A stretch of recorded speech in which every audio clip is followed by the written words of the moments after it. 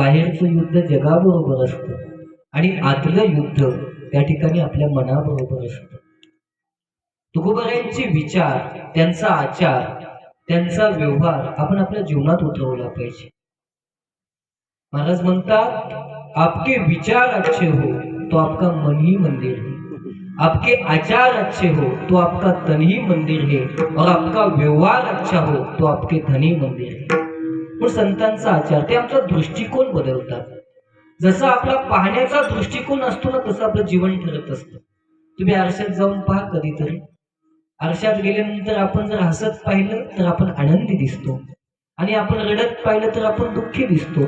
म्हणजे तुमचा पाहण्याचा दृष्टिकोन कसा आहे यावरून आपलं जीवन ठरत असतं. आणि हा दृष्टिकोन आमचा संत बदलतात.